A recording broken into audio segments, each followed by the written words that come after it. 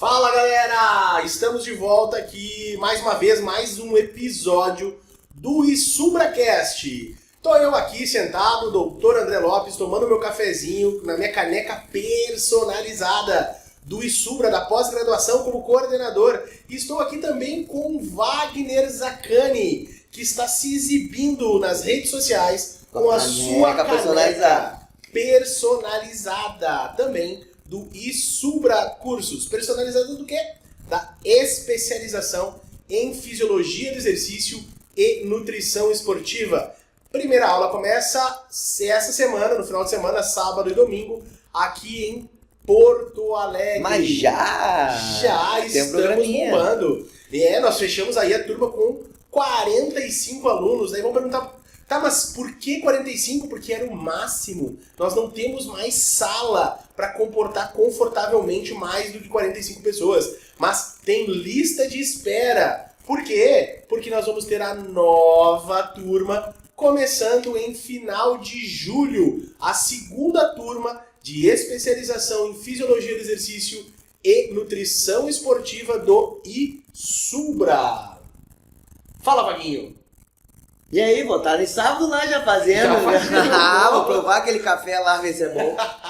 Eu gostaria também de agradecer aos nossos apoiadores, né? Nós temos aí a participação da ProEsport, que é uma empresa de produtos, equipamentos para o mundo fitness, e também a Flex Nutrition, que é uma empresa com um card muito bom de suplementos aí. Você que busca suplementação esportiva de maneira boa, com qualidade. Eles têm lá diversas marcas de whey protein e muita coisa bacana. Então, agradecendo aí a ProEsport, agradecendo a Flex Nutrition e também para essa edição, agradecendo a Nutrata, que nos presenteou com kits bem legais pra gente sortear aí, quem sabe pra vocês, ou nós mesmos ficarmos com os kits, porque nós gostamos de kits. Se você é o dono de uma empresa, está escutando esse podcast, nos mande os kits, nós gostamos de kit. O Vaguinho, você gosta de que tipo de kit? Kit Kat. Kit Kat! Kit Kat é bom, gosto. Kit Kat é bom, Kit Kat é muito bom.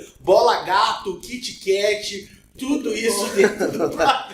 Cuscuz da semana passada. Cuscuz da semana passada, hoje tem o Bola Gato. Não traduza isso para o inglês. Bola Gato no inglês não fica legal. Não fica legal para quem talvez esteja escutando. Mas quem está fazendo ou recebendo pode ser que seja bacana. Qual é o assunto de hoje, Wagner Zaccani? Doping. Aí, galera que tá no Instagram aqui também. Beleza? Tem uma galera conhecida aí. Vamos falar sobre doping. Qualquer dúvida aí que vocês tiverem querem colocar alguma coisa sobre, fala aí que a gente toca no ar aqui e segue o baile. No final desse podcast nós vamos dar as dicas, nós vamos dar as receitas de como fazer um ciclo de anabolizantes, é isso? Vamos falar sobre ciclos. Ciclos de anabolizante. Nós vamos falar sobre Deca, Dura, Hemogenin, Deposteron, Testex, pra ficar grandão, tudo isso. Vamos falar sobre doping. E aí, Wagner, como é que anda o doping no Brasil? O que você tem visto, assim, dos casos de doping no esporte de alto rendimento? Cara, tem muito caso de doping. Vamos começar por aí agora. O Brasil, devido às Olimpíadas, a gente tem uma empresa, uma associação, a BCDE, que cuida do controle de doping dos nossos atletas. Tem algumas falhas, já foi tentando sempre melhorar, mas tem muito caso de doping que às vezes a gente não sai na mídia e a gente não fica sabendo.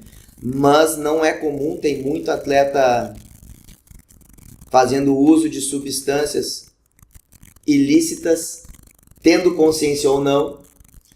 Pegou no doping, pegou. Se tomou sem querer, é pior do que tomou por querer, né? E aí tem muito caso, a gente acha que é raro, dificilmente acontece, mas não. A gente tem de todos os esportes que você possa imaginar. E então é um assunto para quem é atleta, é bacana debater, porque tem muitas nuances nas leis e na conduta que a gente tem que tomar com relação a remédios, a suplementação, a alimentação. Então é um assunto que é bastante Às vezes a gente tem um preconceito de falar sobre doping, né? Porque associa diretamente com substâncias esteroides, testosteronas, enfim, e abrange muito mais coisa que os esteroides anabolizantes, né? Geralmente quando a gente fala de doping, as pessoas ligam muito à trapaça, a questão do você estar enganando o sistema. E aí, muitas vezes, tem medo, vergonha de conversar sobre o assunto doping, antidoping de forma geral. Mas nós, como somos pessoas extremamente caras de pau e que estamos a fim de realmente tocar o terror, nós vamos falar sobre doping. Nós vamos falar sobre substâncias dopantes. E não devemos nada pra ninguém mesmo também? Eu até devo, mas eu não tô nem Não vou aí. pagar também. Não vou pagar, tá todo mundo em crise, ninguém tá pagando as suas contas, eu também não vou pagar. Eu vou começar a trocar, vou fazer escambo. Que alguém quiser treino aí, eu tô pagando as minhas contas agora com treino. Vamos fazer isso. Doping branco. Cuidado com isso aí, Fabrício. Essas coisas de branco, negão, aí dá problema. Tu começa com calma aí.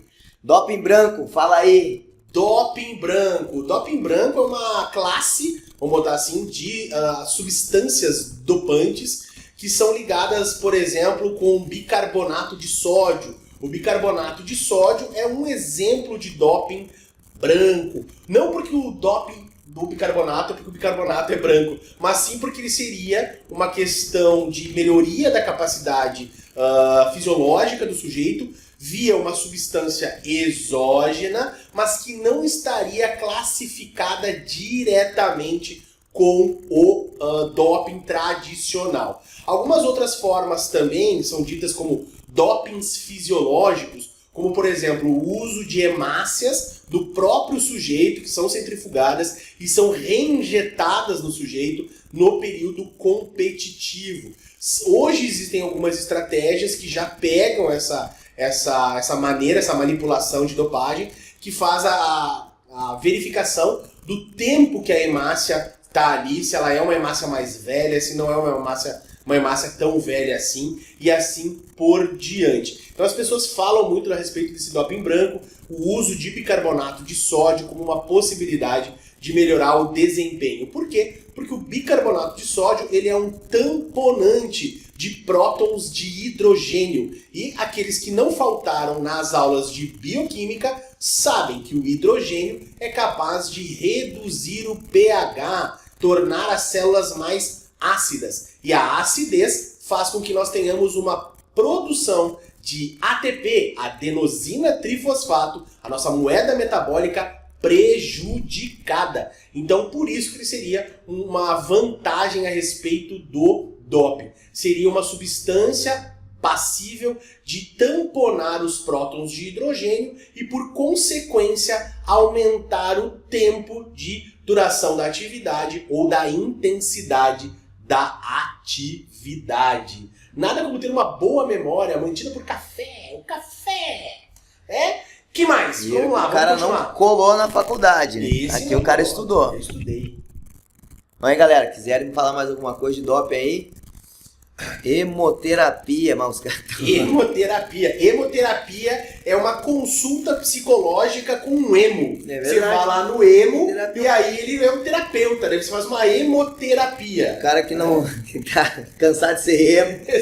Não, é o Eu emo sei. que é o terapeuta. Ah, bom. Você vai lá no psicólogo que é emo, tem o cabelinho pro lado, usa só preto, é aquele cara melancólico. Eu pensei a É mesma hemoterapia. Na verdade, a hemoterapia é um processo que não tem nenhuma base científica para isso, que trata-se, resume-se em reinjetar o próprio sangue do sujeito na musculatura profunda. Isso faria com que o seu organismo gerasse uma resposta imunológica a essa substância estranha, que estaria no local estranho, que seria a musculatura, fazendo com que o seu sistema imunológico ficasse mais forte. Isso há anos vem sendo tratado como uma possibilidade de tratamento, mas a hemoterapia ela não tem fundamentação científica, fisiológica, médica. Inclusive, ela pode até trazer alguns problemas, como infecções e coisas do gênero. Então, não é aconselhável você fazer o uso de terapias que não tenham a questão da validação científica, da análise científica propriamente dita. Mas falando de doping, nós temos que lembrar que os primeiros casos relatados de doping em jogos olímpicos e competições esportivas oficiais vieram dos... O que vocês acham? Da onde será que veio? Veio do levantamento de peso? Veio do cricket? Veio do jogo de bocha? Não, vieram do ciclismo. O ciclismo é um dos esportes que mais tempo trabalha com o doping. Para vocês terem uma ideia, no ciclismo eles faziam uma infusão de vinho, de estricnina, de folhas de coca e consumiam isso antes das provas. É quase que um coquetel milagroso. Imagina a vibe desses caras competindo. Vinho, coca e estricnina, que é veneno de rato. Sensacional! Imagina o nível de excitação desses caras. Claro que isso começou a dar problema quando os primeiros atletas começaram a morrer, porque ninguém sobrevive muito tempo com vinho, folhas de coca... Festa do Baco. Aí que surgiu o Bacanal. Aí surgiu o Bacanal. O Baco, o rei do vinho, né? O rei da sem-vergonhice, né? Então, esses foram os primeiros casos de doping onde que nós tivemos morte de atletas e isso acendeu uma luz de alerta do Comitê Olímpico Internacional e aí a gente tem a proposta de inserção do controle antidopagem, que começa a ser inserido efetivamente em 1978. Em 1978 se faz uma pesquisa com atletas olímpicos e nessa pesquisa se mostra que mais de 70% dos atletas declararam que já tinham feito uso de alguma substância no sentido de melhorar o desempenho. Imagina só, declararam isso, né? Fora os que ficaram com medo e não declararam. Então, nessa época, antes da inserção do controle antidopagem, as pessoas faziam uso indiscriminado desse tipo de coisa. Isso nós estamos falando lá na década de 70. Na década de 70 não se tinha tanta tecnologia como se tem hoje.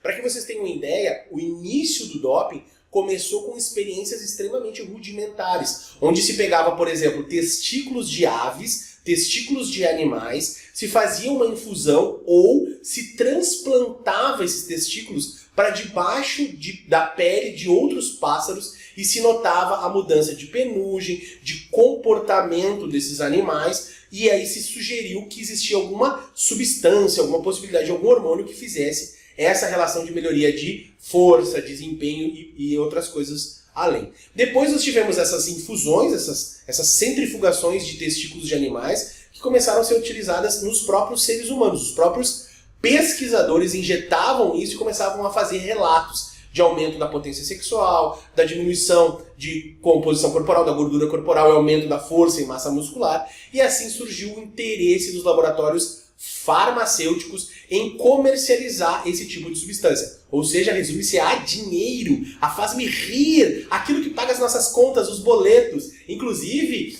todos os boletos estão pagos aqui, né? Todo mundo pagou os seus boletos, tá tudo certo. E aí começa a surgir, então, uma indústria por trás do desempenho esportivo. Lá, mais ou menos pela década de 60, surge o primeiro anabolizante comercial, vamos dizer assim, que foi o Dianabol. O Dianabol é a primeira forma comercial farmacêutica de substância para aumento do desempenho. Os atletas do leste europeu já usavam muito isso, e aí os atletas americanos passaram a também utilizar essas substâncias. Quando o troço virou meio que bagunça, aí veio o controle antidoping e disse, não, só um pouquinho, a gente vai começar a controlar esse tipo de coisa. Mas claro que surge, além do Dianabol, um monte de substância para diferentes fins. Nós temos que entender que as questões de doping baseados em derivados da molécula de testosterona, lembrando que a molécula de testosterona tem 19 carbonos e geralmente a mudança que acontece na molécula para se gerar um fármaco com potencial anabólico ou potencial androgênico acontece no carbono 17.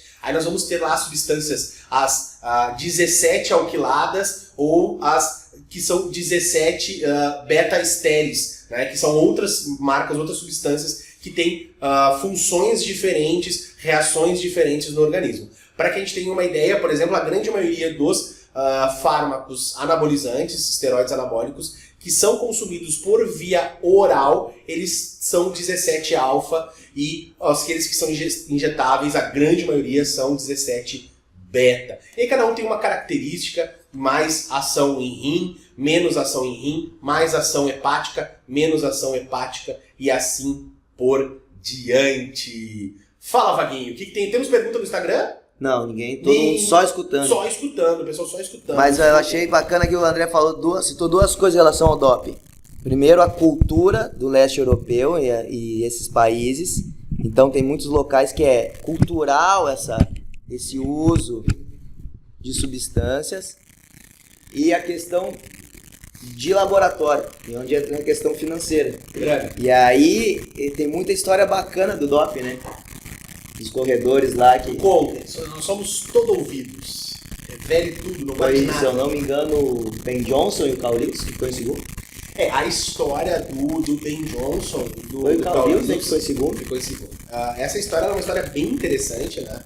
Alguns livros trazem essa história, tem até alguns documentários comentando sobre isso, de que na época o Ben Johnson já estava com uma idade relativamente avançada para um corredor de 100 metros, se eu não me engano ele estava com 36 anos, uma coisa do gênero, e o laboratório que produzia a substância já há muito tempo, que era o estanozolol, isso aqui são histórias extraoficiais, eu não sei se são realmente verdade, mas são coisas que eu li aí no mundo afora a respeito do doping.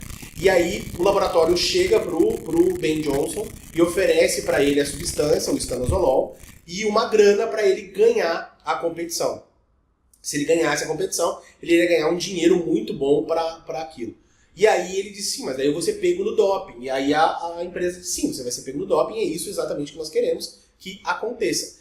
Foi o que aconteceu, ele ganhou a competição de 100 metros, ele caiu no doping, foi pego no doping, e aí as pessoas disseram, mas não faz sentido, o cara ganhou dinheiro para ser pego no doping? Sim, porque a indústria que fabricava a substância vendeu milhões de euros depois que a substância ficou conhecida mundialmente por causar efeitos de aumento de potência, massa muscular e etc. Então foi teoricamente uma jogada muito bem arquitetada para aumentar drasticamente as vendas da substância estanozolol, que era produzida por um laboratório espanhol. 4 anos depois, o laboratório fechou, decretou falência, mas tinha vendido 4 bilhões de euros na substância propriamente dita. E o mais interessante é que Ben Johnson perde a medalha, né? Perde a medalha de ouro, é desclassificado pelo uso de doping.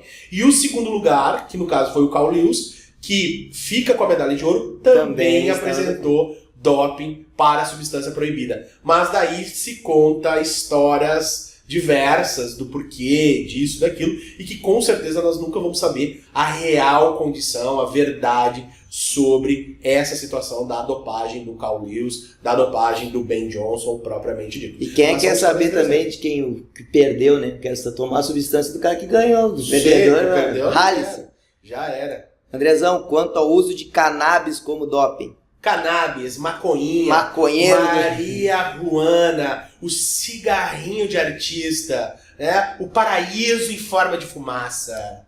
É mais por questão social do que de performance. Porque se o ídolo aparece fumando uma maconha, quantas pessoas, gurizada principalmente, não vai se espelhar no ídolo e vai achar que aquilo lá faz parte da vida dele, por isso que associa ao sucesso, então, mas é um doping mais social do que a cannabis vai ter algum efeito para melhora do desempenho. Quando a gente fala de doping, nós temos que entender que são 3 pilares que fazem com que uma substância, ou um tratamento, ou uma intervenção, possa ser considerada como doping. Então a gente tem assim, primeiro, ela tem que aumentar o desempenho físico-atlético daquele sujeito. Segundo, ela tem que causar algum problema de saúde para o sujeito. Terceiro, ela tem que corromper ou violar alguma regra social. Então, se dessas 3 coisas a substância apresentar 2, ela já é considerada como um agente dopante, um agente proibitivo para os Jogos Olímpicos ou jogos que têm um teste de antidoping. Por exemplo, a maconha, né, a cannabis, ela causa prejuízos sabidos para a saúde dos sujeitos e ela é proibida em muitos países do mundo. Então ela tem 2 classificações dela, por isso que ela entra como um agente dopante, um agente proibido dos esportes. E ela não causa melhoria do desempenho, como o Wagner bem falou, mas por ela não ser usável, passível de uso em vários países, corrompendo as leis, e por ela causar malefícios à saúde, ela entra na questão do doping. Claro que a gente pode discutir se realmente faz mais mal do que bem, se tinha que legalizar ou não, mas isso é a regra do Comitê Olímpico Internacional. 3 pilares. Melhorou o desempenho? É contra regras sociais? Crime? Traz prejuízo para a saúde? Se cair num desses 2 desses 3 itens, é considerado como agente dopante e vai pegar no doping. Então se você quer fumar uma perna de grilo, um fininho, um maroto, não faça isso se você é atleta, porque você pode ser punido aí com suspensão e banimento do esporte. É isso, suja a tua carreira por besteira. Por maconhetas. Por maconhinha. Maconhinha. Toma um copo de vinho, cara. Pô, mistura remédio, veneno de rato. Veneno de rato. Viu que funciona já pros caras. Usa estricnina. Peraí, deixa eu ler uma pergunta aqui. Fica na mão com esse celular aí, cara, senão vai ficar batendo no áudio ali. Quanto ao uso de cigarro do capiroto, pode ser profissional ou favorável em questões de performance a médio prazo? Por que não faz bem em recover, por exemplo? É uma maneira de pensar que poderia sim gerar. Adivinha de quem é essa pergunta? De quem? Juliana Treteira, a maior treteira. Um dia, Juliana, tu vai vir aqui conversar com a gente ao vivo. Juliana, você está defendendo a maconhinha, o cigarro do capiroto. O cigarrinho de artista, a perninha de grilo, o fininho maroto, o palitinho. Cara, então, poderia ter dentro dessa linha de recuperação, mas, de novo, ela é contra, a maconha ela não é liberada na grande maioria dos países e ela tem prejuízo para a saúde. A gente pode até questionar esse prejuízo, mas só o fato de você inalar a fumaça já traz prejuízo. Então a gente nem está falando das atividades dos agentes psicoativos. Estou falando só da inalação da fumaça. Inalar fumaça é prejudicial. Ponto. A gente não discute esse tipo de situação. Quem sabe no futuro próximo, com a descriminalização do uso da maconha, ela perca uma desses pilares e passe a ser possível o uso no esporte de forma geral. Mas acho difícil por ainda ser proibido na grande maioria das repúblicas federativas e não repúblicas do mundo todo. Né? Eu acho que vai ser dentro dessa vibe. Que o Luiz, você acha que os atletas de alto nível do ciclismo de estrada correm sem doping? Seria possível suportar toda a temporada que eles fazem sem o uso das substâncias? Não sei. Eu não sei. Por quê? Porque teria que medir, teria que analisar, teria que verificar. Isso é muito comum a gente emitir a opinião da gente frente a esse assunto, que é um assunto extremamente delicado, extremamente importante de se discutir. Eu não tenho como dizer que sim e nem que não, se tem ou se não tem, se não existem provas. Isso seria leviano da minha parte dizer, todos os atletas A ou B usam doping, etc., nesses esportes que tem um nível de controle bem forte de dopagem. Então é bem difícil a gente falar. A gente tem que saber também que existem monstros no esporte. Tem pessoas que são realmente muito fora da curva, independente de usarem doping. O grande problema é que, geralmente, o atleta hipercampeão não é o usuário de doping. Geralmente, o atleta que faz uso do doping passa a ser o atleta meia-boca que não consegue ser campeão e aí vai usar um recurso extra. O cara que é campeão, ele já nasceu campeão, ele vai fazer tudo, vai dar certo. Esse cara dificilmente vai cair no doping.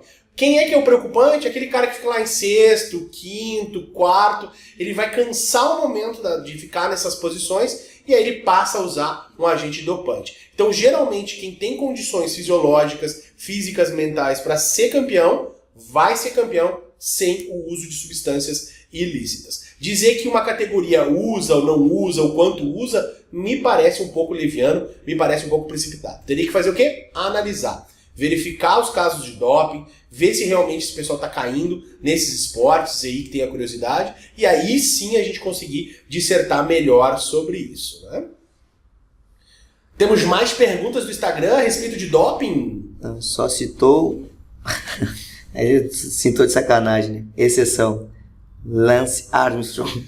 Esse aí, o Lance Armstrong era o líder, vamos botar assim, de uma grande organização a respeito do doping, a respeito da distribuição do doping propriamente dito, né? E aí que envergonha o esporte, que faz com que as pessoas realmente duvidem do esporte como uma ferramenta importante social, importante para o crescimento da humanidade de forma geral, porque às vezes a gente não reflete sobre o que é o esporte. Às vezes a gente acaba achando que o esporte é ganhar uma medalha, o esporte ele é ser campeão de algo. Na verdade, o esporte ele é uma ferramenta de instrumentalização social, é uma ferramenta de pacificação, é uma ferramenta de convivência, é uma ferramenta de crescimento pessoal. Se a gente for parar para olhar quanto que se investe numa medalha olímpica num país como o Brasil, por exemplo, não valeria a pena nunca você ter um esporte de alto rendimento, pelo valor do dinheiro. Mas não é o valor do dinheiro propriamente dito.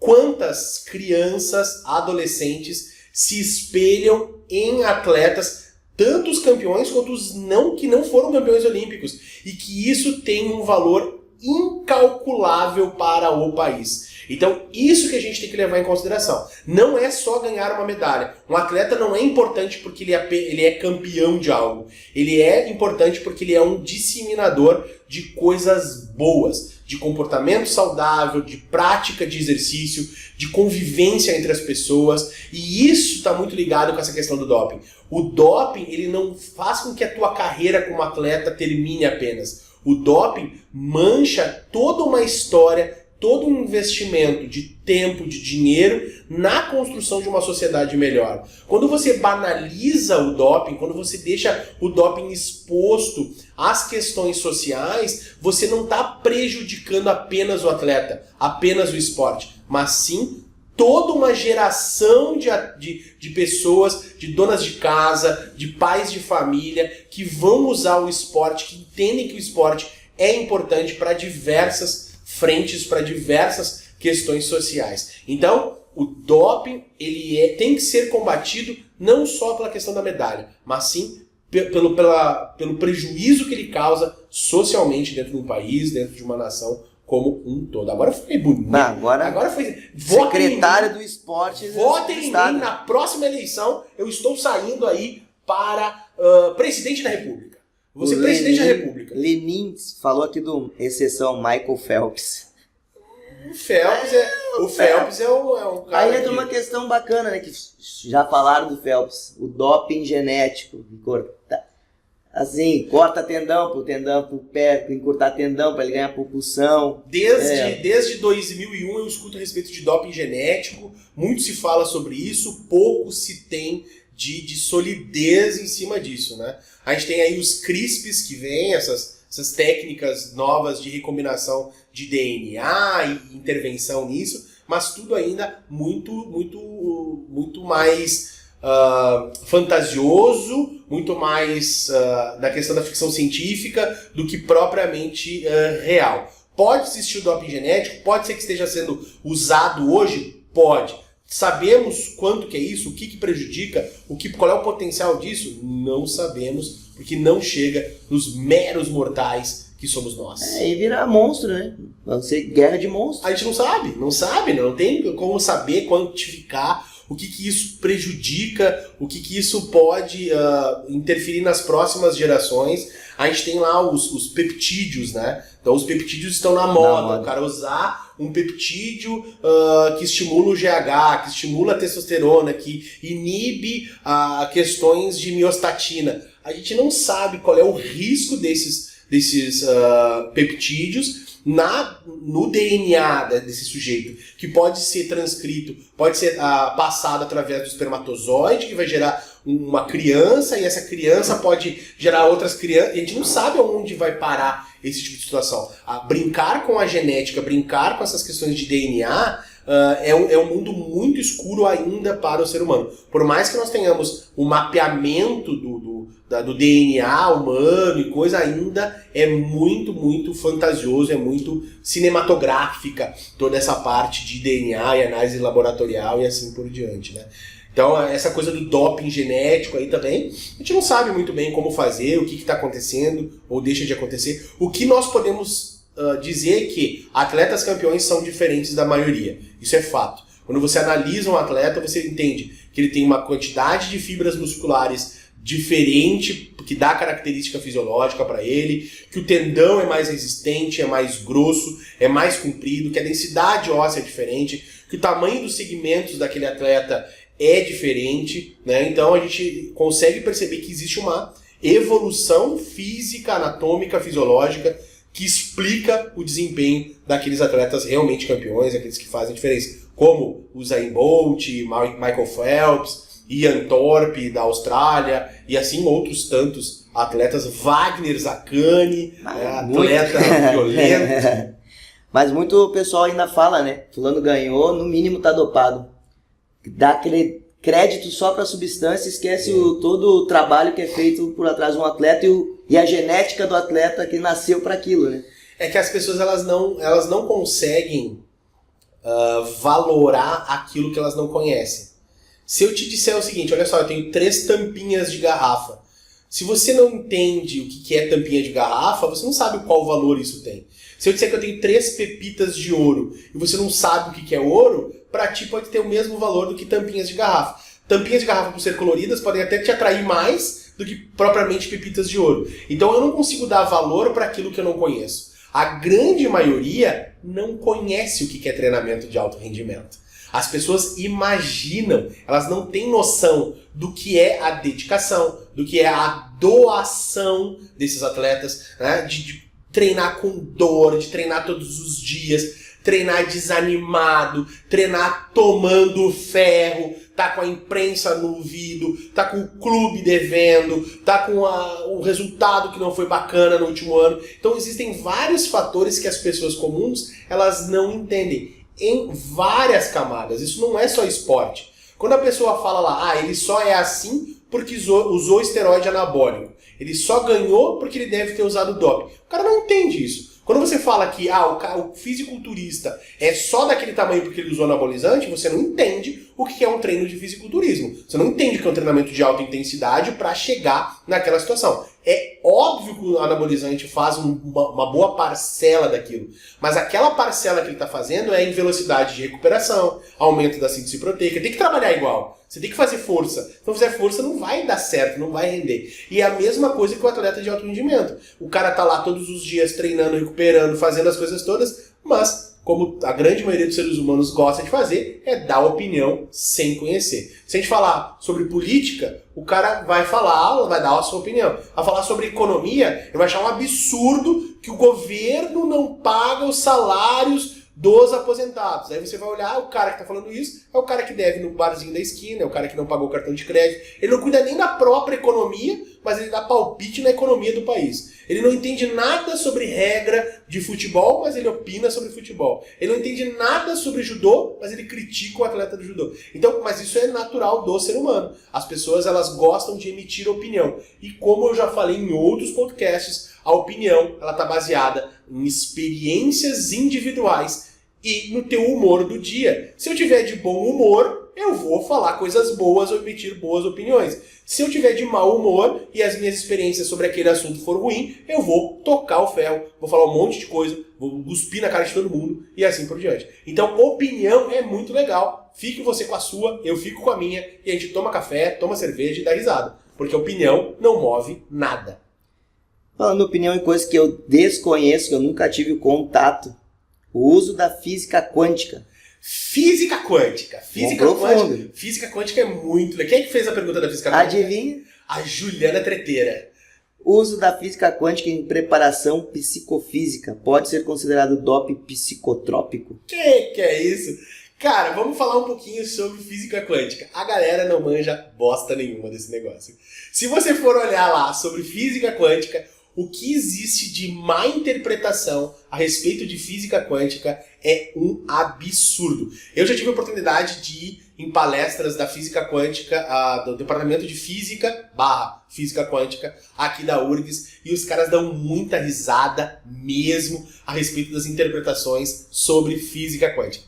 Você constrói a sua realidade. Baseado na ideia lá do gato de Schrödinger, que é uma experiência mental, ela não existe, uma experiência totalmente teórica a respeito de uma caixa, um gato e energia nuclear desse gato, que pode matar ou não o gato. Só vai saber se o gato morreu se você abrir a caixa. Enquanto você não vê o gato morto, ele pode estar vivo ou morto num universo paralelo. Isso é muito legal, mas é mal interpretado. Se você for olhar lá realmente a física quântica, ela existe. Ela que faz, por exemplo, o touch dos nossos celulares, ela ajuda muito nas questões tecnológicas. As questões nanométricas vêm da física quântica, mas as pessoas que têm essa ideia da nanoterapia, da quântica, psicoquânticos, isso tudo é muito mais devaneio do maconheiro do que qualquer outra coisa pode ser real. E o Feng Shui. O Feng Shui, essas coisas também da comunidade chinesa, da história chinesa são interessantes. E caindo de novo no assunto doping, um dos povos precursores do doping é o povo chinês. O povo chinês, os intelectuais chineses usavam o extrato de Mawang. Para quem não conhece o que é o Mawang, é o extrato da planta éfedra, que gera efedrina. E a efedrina é um potente estimulador de sistema nervoso simpático, deixando o cara ligadão. É na família lá das inas, das cocaínas, propriamente dito. E eles usavam muito para passar horas e horas escrevendo os pergaminhos chineses. Então eles usavam isso para escrever, usavam isso também nas batalhas. Os samurais usavam o chá de extrato de Mawang, da planta éfedra, que no Brasil é proibido, mas dá um barato bem legal. Ela é um potente inibidor de apetite, um potente estimulador, e isso é muito utilizado, por exemplo, para quem quer perder peso, etc.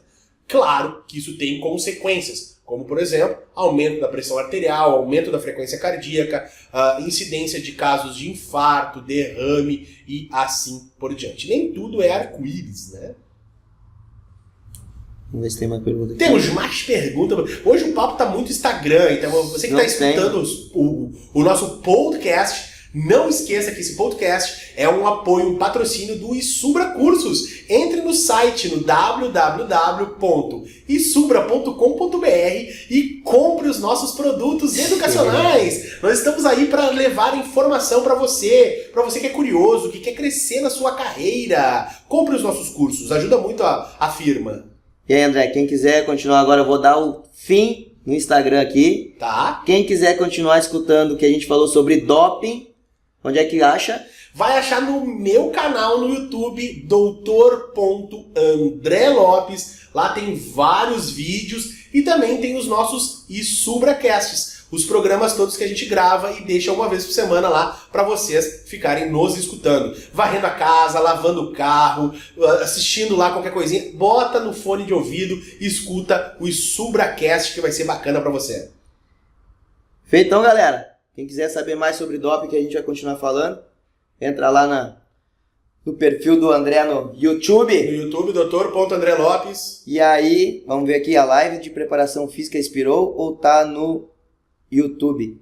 A live expirou, mas ainda não foi, o podcast não foi pro ar ainda, né? A da semana passada? Da semana passada. Não foi pro YouTube. Ainda não foi pro YouTube, mas irá. Irá, em breve. Tá, galera? Então quem ficar curioso, quer saber o que a gente continuou falando, entra lá, YouTube do Dr. André Lopes e escuta nosso podcast. Valeu? Valeu pela presença de todo mundo. Valeu! Abraço! Ficamos agora só no IsubraCast, aqui no YouTube. Você que tá afim de melhorar sua carreira, tá afim de escutar umas bobagens, dar risada, esse é o lugar, esse é o local. Compartilhe essa informação com seus coleguinhas. Mande pelos grupos de WhatsApp. Para de mandar só gifs de tetas. GIF de tetas. Hoje nós vimos vários. GIFs de tetas. Foi algo impressionante. Vários tipos. Tipo gota, tipo pico. Bananinha, doce de leite. Doce de leite. Tudo que era tipo tinha nos GIFs. Então, você quer divulgar a ciência? Divulga aí. Bota isso para rodar. para de divulgar corrente, para de divulgar oração, divulgue o nosso podcast. O SubraCast agradece. Não esquece também de curtir esse nosso podcast e também de te inscrever aqui no canal. Vamos continuar falando um pouquinho sobre doping. Eu tenho um assunto bacana sobre doping. Wagner, você sabia que lá na década de 60, mais ou menos, nós não tínhamos a possibilidade de ter a sintetização do hormônio do crescimento? Hoje em dia, por técnicas de replicação genética, é possível fazer a replicação de hormônio do crescimento, uma produção em escala, tanto que ele é um fármaco muito utilizado para pessoas que têm deficiência de crescimento e também para aqueles que precisam, por exemplo, melhorar fraturas, né? Ele é um potente recuperador ósseo. Mas naquela época, na década de 50, 60, não se tinha essa tecnologia. Você sabia que se fazia extratos de hipotálamo dos cadáveres? Sabia. Os caras retiravam o hipotálamo, a hipófise dos caras, trituravam tudo lá, faziam uma sopinha, um chá daquele negócio, faziam um extrato disso e faziam a injeção dessa substância do hormônio do crescimento. Imagina só o pepino de contaminação que vinha nesse negócio. Você conseguir lá extrato de hipotálamo e sair injetando isso nas pessoas. Quando a gente fala de hormônio, tem umas coisas bem interessantes.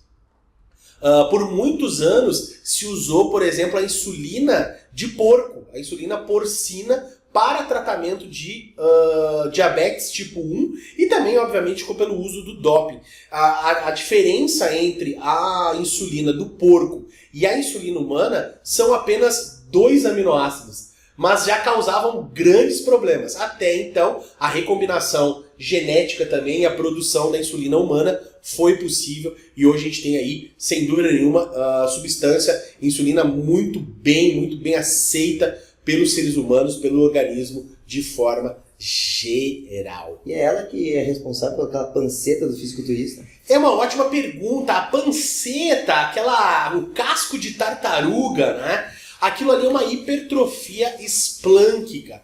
A gente tem aquilo ali acontecendo de várias maneiras, tá? Claro que com um organismo que está usando anabolizantes, esteroides anabólicos ou substâncias que geram o aumento da síntese proteica, você vai ter uma hiperatividade dessa síntese proteica e você vai ter aumento de várias partes do teu organismo. Não é só músculo que aumenta. E quando a gente fala de insulina, ela tem uma potente ação na região esplânquica. Então os órgãos também vão aumentar de tamanho.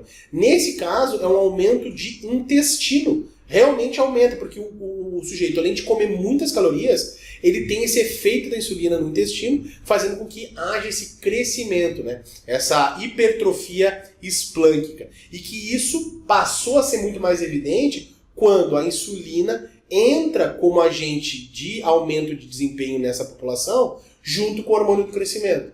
Então você tem a ação da insulina muito mais ampla em todos os tecidos, do hormônio do crescimento também muito mais ampla em todos os tecidos, o que não acontece muitas vezes com a testosterona, porque a testosterona tem receptores mais específicos, mais musculares, mais direcionados do que a insulina e do que o GH. Então a gente pode botar assim, desde talvez do Dorian, a partir do Dorian e Yates, assim, a gente começa a ter esse uso mais forte da insulina, né, do hormônio do crescimento, e aí depois você tem vários campeões ali que apresentam essa característica. Claro que falando de hormônio, nem sempre a resposta é igual, nem sempre a resposta é linear. Então você tem alguns atletas tendo essa hipertrofia, outros atletas não apresentando tanto assim essa resposta de hipertrofia dos órgãos propriamente dito, né? Que mais? Vamos ver. A gente fala, o pessoal julga tanto o doping, né? Mas pra ver como é que o pessoal julga, que a gente falou, sem saber a realidade do esporte. Fizeram uma vez nas Olimpíadas uma entrevista com os atletas na Vila Olímpica, falando se o atleta desse uma substância para o atleta tomar, que garantisse que ele fosse campeão, mas que um mês depois ele ia bater com as botas, se ele tomaria essa substância ou não. 90% e poucos por cento dos atletas falaram que tomariam a substância. Sim. Pra gente ver como é que funciona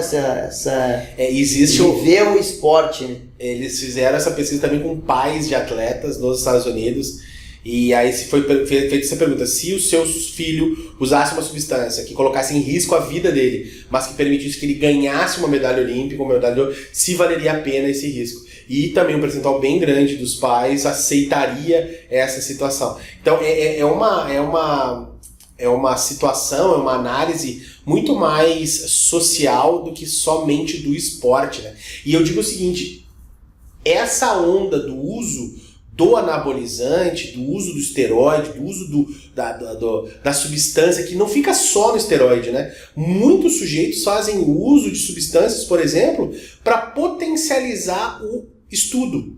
A quantidade de gente que usa substâncias como Ritalina e coisa para aumentar a concentração, para aumentar a capacidade de trabalhar, também é gigantesca. Empresário usa muito. Empresários, estudantes de diversas áreas, enfim, fazem uso também dessas substâncias que aumentam, de certa forma, o desempenho intelectual. Não é só desempenho físico, intelectual também. Mas o mais interessante que eu gostaria de deixar para a reflexão de todo mundo é de quem é a culpa disso. Quem faz com que as pessoas tenham esse comportamento, vamos dizer assim, destrutivo, né? Porque você vai ter um prejuízo físico, um prejuízo mental, fisiológico, de saúde, ao usar essas substâncias. Mas quem é o culpado? E eu mesmo vou responder. O culpado sou eu. O culpado é você que está assistindo, escutando esse podcast. Porque quando nós colocamos a saúde dos outros na frente da responsabilidade social, na frente da saúde dessas pessoas, para assistir uma corrida, para assistir uma quebra de recorde, para bater palma para o cara que tem um alto desempenho, nós estamos também contribuindo para que essas pessoas busquem essa glorificação. O próprio ser humano glorifica o diferente, o superior, né? Quantas histórias de superação são usadas para mobilizar a sociedade? Fulano passou fome, se ferrou a vida inteira, mas foi campeão. Cortou cana, corria descalço, mas foi campeão. A gente valoriza esse tipo de coisa. Nós, pessoas comuns, alimentamos o mundo do doping. Nós fazemos com que essas pessoas queiram as nossas palmas. Nós fazemos isso. E quando elas são pegas no doping, nós vamos lá e criticamos. Então, isso é muito importante da gente pensar. Será que nós não estamos fazendo um papel duplo, um papel incoerente? Nós queremos quebras de recorde, mas quando esses recordes são quebrados por meio de doping, nós queremos punir essas pessoas. Mas também nós entendemos que a quebra de recorde, ela será cada vez menor pelo não uso dessas substâncias. Então é um ponto de reflexão que faz com que a sociedade reveja as suas prioridades, os seus conceitos. Mas o fulano foi pego porque fumou maconha. Muitos de que estão escutando esse podcast fumaram ou fumam maconha. E criticam o fulano. Muitas pessoas que estão escutando esse podcast são um bando de sem vergonha que estão com namorada em paralelo, estão em namorado em paralelo aí traindo seus respectivos parceiros, mas quando ficam sabendo que alguém fez isso, critica. Mas daí é bonito, né? Então, esse tipo de situação você precisa pensar, você precisa analisar. Realmente, será que aquele cara que bateu o carro estando bêbado não poderia ser você? Porque você me dirige bêbado. Ou você vai me dizer que você nunca fez isso? Bote a mão na consciência, reflita sobre isso. Apontar o dedo com o dedo sujo é o que mais as pessoas fazem. Quem sabe, primeiro cuide da sua higiene mental, da sua higiene social, comportamental. Critique o governo por não pagar as contas, mas se você tiver as suas pagas, se você tem organização financeira, ok, você paga todos os seus impostos para você cobrar as coisas, comece a pensar nisso. No dia que o cara for pego no doping, quem sabe você pense diferente. Quem sabe você fique analisando que o uso do doping tenha sido muito por parte dessa pressão social, do ser o melhor, de estar no topo, de buscar o melhor físico. Quantas mulheres se matam todos os anos porque não tem o corpo que você desejaria que tivesse? Quantas pessoas sofrem por ir numa praia e não tirar a blusa, ou por não ter lá uma condição boa social para consumir um suplemento, e aí passam a fazer uso de esteroide anabólico para ter uma falsa inserção social, para ter um incremento do seu ego massageado. Por quê? Porque nós impusemos isso. Então nós fazemos a nossa estrutura social. E quem sabe está na hora da gente rever essas questões do doping, está na hora da gente rever as questões punitivas, está na hora da gente padronizar as coisas. E quem sabe padronizar seja rever as punições, rever as estratégias. O mundo tem mudado na educação, tem mudado no trabalho, tem mudado no convívio das pessoas. Quem sabe seja a hora de mudar alguns conceitos referentes a doping, a antidopagem e tudo mais que cerca este assunto. O que você acha, Wagner? Coisa linda. Coisa bonita. Inspirada, eu vou me arrepiar aqui. Eu acho que foi o café. O café mudou o café. Café salvadorenho. Você também que está escutando esse podcast e tem uma empresa de café, nós gostamos de café. Muito, café pode dar. Ó, café Pilão, café Melita, café qualquer loja, qualquer café Pelé, qualquer que você quiser. Café que tem, manda. Nos mande café. Nós gostamos de café, nós gostamos de brindes, amostras grátis. A gente gosta muito de amostra grátis. A gente bota amostra grátis de ração pra gato. Nem tem gato, mas a gente gosta. A gente gosta também. Uma ração de cachorro. A gente tem odorizador de carro. A gente tem tudo. Amostra de camisinha. Amostra de tudo. A gente pode mandar que a gente faz um merchan. Camisinha é doping, André? Camisinha, será que é doping? Não sei. Tem uma história interessante sobre camisinha. Os caras pegam a urina, para encerrar a história de doping, pega a urina dele mesmo, numa época que ele não está consumindo doping, congela essa urina. Aí ele usa o doping. Na hora que ele for fazer o exame antidoping, que é o exame de urina, ele pega essa urina, coloca dentro de uma camisinha, amarra um caninho nessa camisinha, introduz essa camisinha no ânus, o caninho vai por debaixo do pênis e ele faz contrações com o glúteo, apertando essa camisinha no reto, fazendo com que a urina limpa saia pelo aquele caninho debaixo do pênis e aí ele possa não ser pego no doping. Mas agora... Isso já aconteceu, já foi pego esse sistema. Tem que ver agora como é que é a sala do antidoping, onde foi feito. Espelhada? Espelhado, o cara fica numa posição pra ver se o cara não tá contraindo, não está com o pisca-alerta ligado, né? É toda uma parafernália feita pra evitar esse tipo de coisa. Pra evitar esse tipo de coisa. E aí tem essa questão também do uso da genética para confirmar se a urina é do seu próprio dono. Que já aconteceu também, tem uma história da chinesa, mas foi fazer antidoping, só que ela estava usando doping, pegou a urina da colega de equipe, que teoricamente não era para estar usando doping. E tava usando doping e ela caiu. Eita! Pela urina da outra. Daí é complicado o negócio. No Brasil também aconteceu isso, né?